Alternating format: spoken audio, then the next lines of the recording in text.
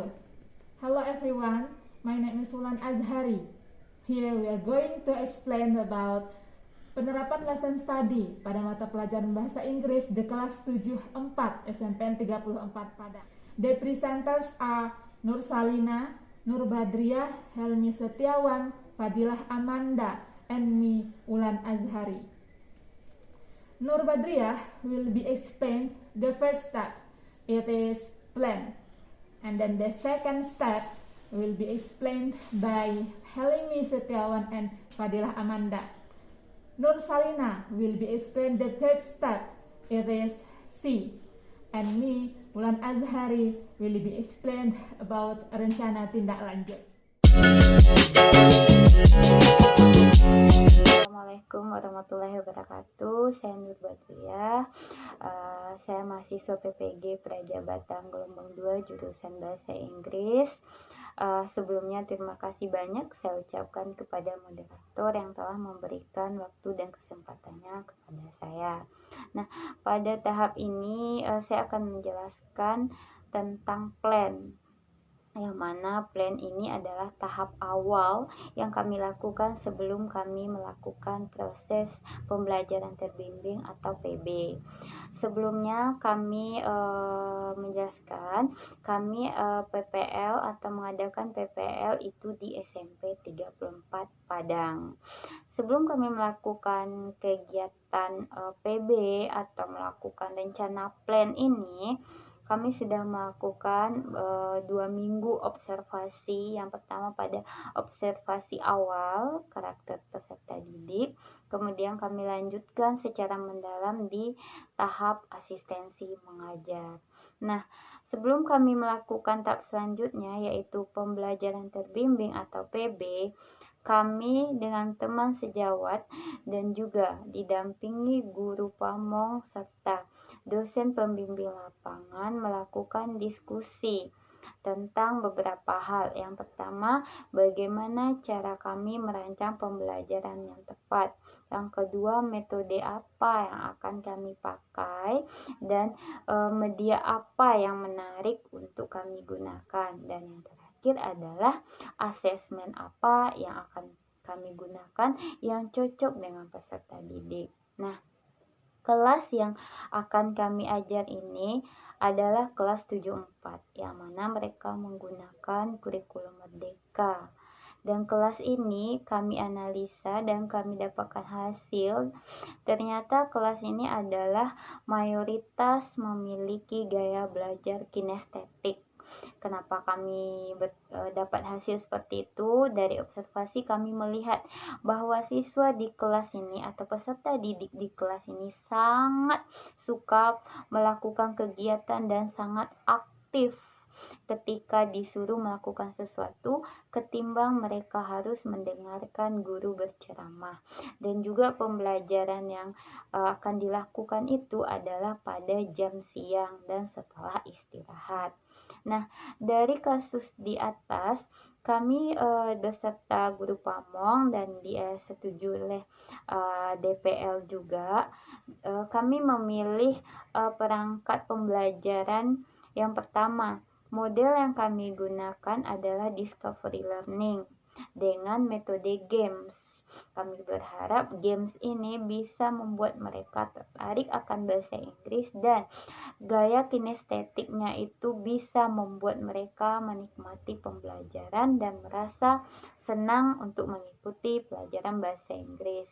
Kemudian media yang kami gunakan adalah nantinya PowerPoint, juga video, dan kami akan menampilkan gambar-gambar yang gambar-gambar itu sesuai dengan usia mereka, yang menarik untuk mereka. Gambar-gambar tersebutlah nantinya yang akan digunakan untuk games. Jadi gambar inilah yang kita gunakan di games, yang nantinya games itu akan memilih gambar-gambar yang baik. Assalamualaikum warahmatullahi wabarakatuh. Perkenalkan, nama saya Helmi Setiawan. Sebelumnya saya ingin mengucapkan terima kasih kepada rekan saya yaitu Ibu Nur Badriah atas penjelasannya pada tahap listen study yang pertama yaitu plan. Selanjutnya saya akan menjelaskan tahap listen study yang kedua yaitu do atau pelaksanaan. Pada tahap pelaksanaan, ada dua bentuk kegiatan utama yang dilakukan. Yang pertama, kegiatan pelaksanaan pembelajaran yang dilakukan oleh guru model dan sesuai dengan modul ajar yang telah disusun secara kolaborasi. Yang kedua yaitu kegiatan observasi atau pengamatan yang dilakukan oleh dosen pembimbing lapangan, guru pamong, dan guru PPG yang lainnya, di mana pada kegiatan observasi ini yang dinilai bukan bagaimana guru mengajar, namun lebih kepada mempelajari bagaimana peserta didik belajar berdasarkan respon yang muncul pada saat proses pembelajaran. Kegiatan pelaksanaan pembelajaran ini terdiri dari 3 langkah, yaitu pertama, kegiatan pendahuluan di mana guru menciptakan awal pembelajaran yang efektif yang memungkinkan peserta didik mengikuti proses pembelajaran dengan baik dengan cara pertama, guru menyapa peserta didik dengan mengucapkan salam, kemudian mengkondisikan kelas dengan meminta peserta didik mengecek kebersihan dan kerapian kelas agar tercipta suasana belajar yang bersih dan nyaman selama proses pembelajaran.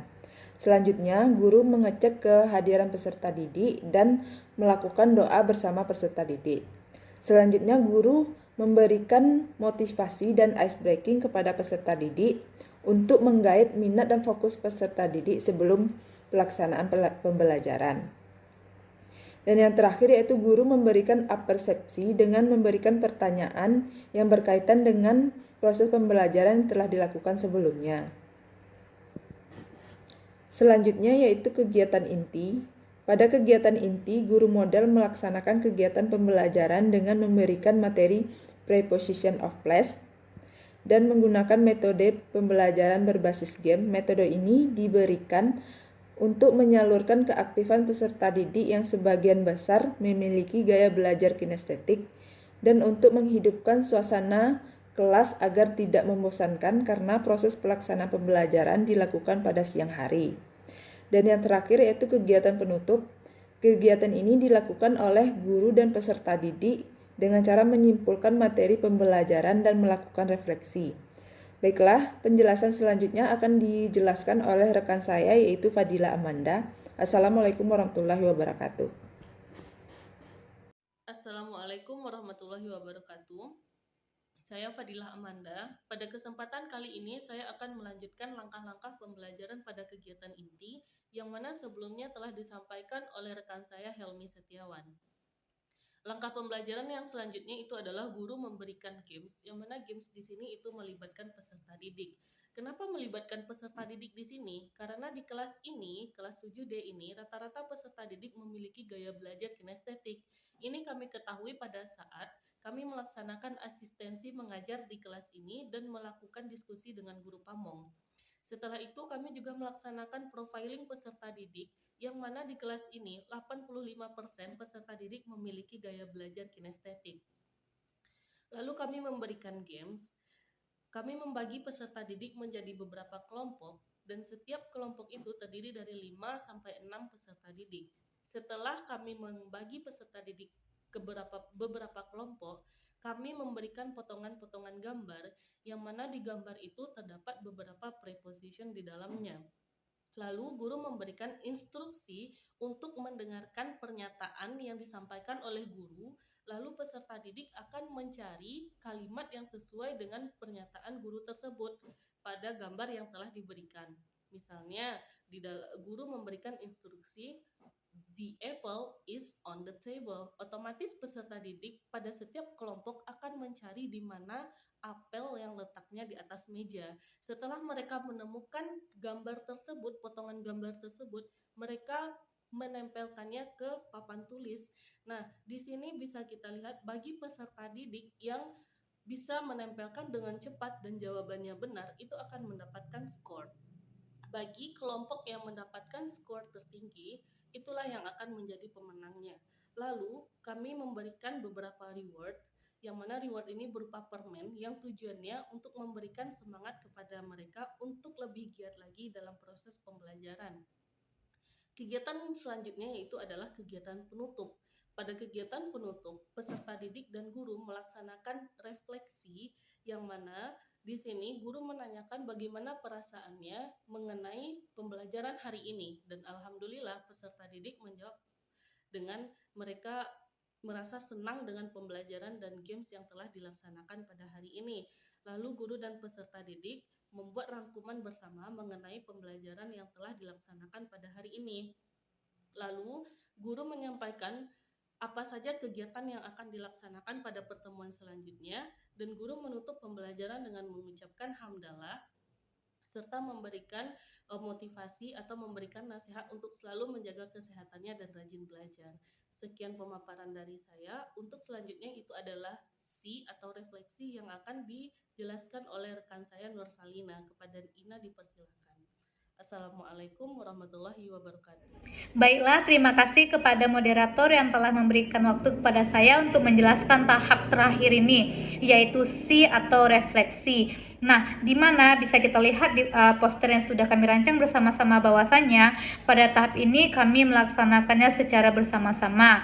Nah, bersama dengan dosen pengampu Ibu Ratmanida, ada guru pamong Ibu Pipin Sophia, dan juga Bapak Metrizal serta rekan-rekan sejawat mahasiswa PPG Prajabatan di SMPN 34 Padang.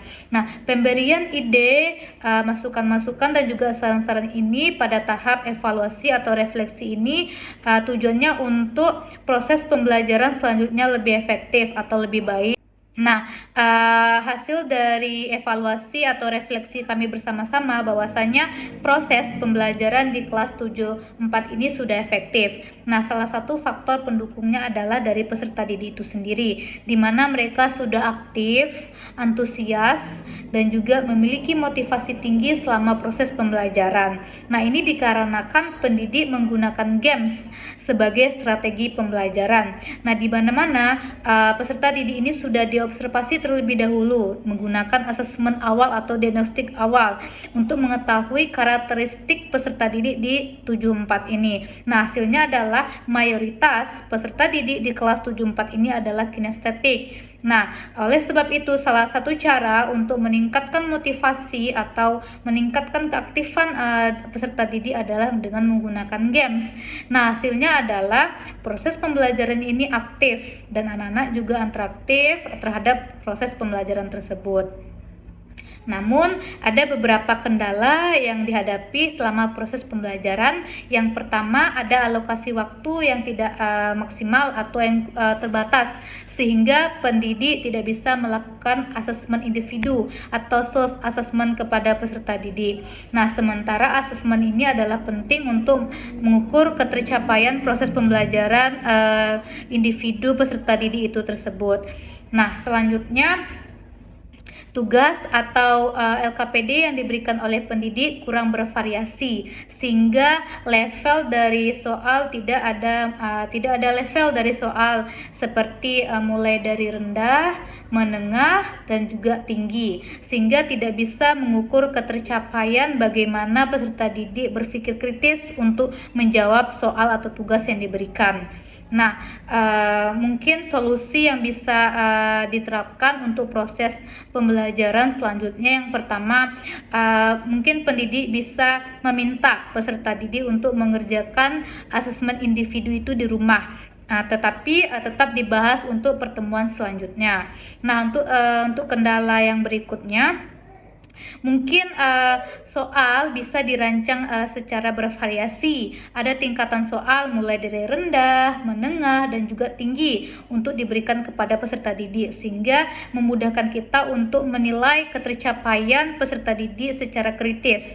Nah, untuk itu hasil dari proses pembelajaran di kelas 74 ini sudah sangat efektif. Bisa kita lihat mulai dari kegiatan awal, di mana hasilnya adalah ketika video yang diberikan oleh pendidik, peserta didik mampu menjawab beberapa pertanyaan terkait dengan video yang diberikan oleh pendidik. Nah, selanjutnya pada kegiatan tanya jawab, di mana hasilnya peserta didik itu mampu menebak beberapa kata preposisi yang ditayangkan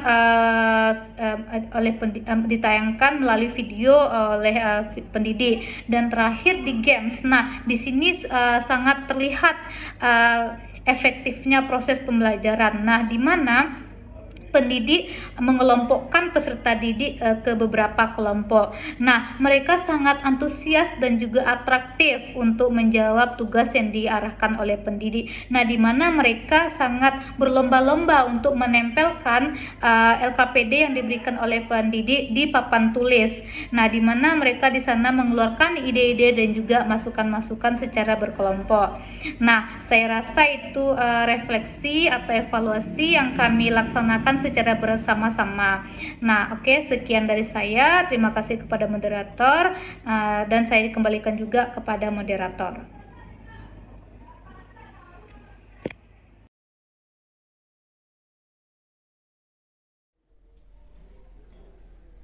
Baik, berdasarkan hasil refleksi yang telah dilakukan sebelumnya, jadi kami mengetahui apa kelebihan dan kekurangan proses pembelajaran yang telah dilakukan. Selain itu, kami juga mengetahui mana yang harus kami perbaiki dari proses pembelajaran yang telah berlangsung. Maka, bertolak dari refleksi tersebut, kami merumuskan beberapa rencana tindak lanjut. Rencana tindak lanjut ini sebagai wujud untuk peningkatan proses pembelajaran di pembelajaran selanjutnya. Beberapa rencana tindak lanjut yang telah kami rumuskan adalah sebagai berikut. Pertama, bertolak dari kegiatan games tersebut, bahwasanya tidak ada asesmen individu dalam pelaksanaan games tersebut. Games yang dilakukan secara berkelompok dan dilakukan secara bersama-sama oleh peserta didik, sehingga guru tidak mengetahui tingkat ketercapaian murid terhadap tujuan pembelajaran. Oleh karena itu, selain asesmen dalam bentuk game, guru juga perlu memberikan asesmen individu yang dikerjakan secara pribadi oleh peserta didik. Sehingga melalui asesmen individu ini atau kita kenal dengan self-assessment, guru mengetahui ketercapaian tingkat pembelajaran, ketercapaian tujuan pembelajaran oleh masing-masing individu. Selain itu, dalam pembelajaran ini juga terjadi keterbatasan waktu. Alokasi waktu tidak mencukupi untuk melaksanakan self-assessment pada pertemuan tersebut. Oleh karena itu, ditindaklanjuti dengan memberikan asesmen pribadi yang dikerjakan di rumah secara individu oleh peserta didik. Asesmen pribadi ini akan dikerjakan di rumah dan kemudian pada pertemuan selanjutnya akan dibahas di sekolah. Nah, pada pertemuan selanjutnya inilah guru akan memberikan umpan balik terhadap asesmen individu yang dikerjakan di rumah.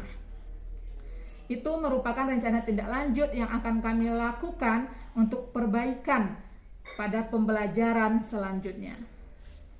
Well, everyone, that's all our presentation today. Thank you to all presenters and thank you for watching this video. Assalamualaikum warahmatullahi wabarakatuh.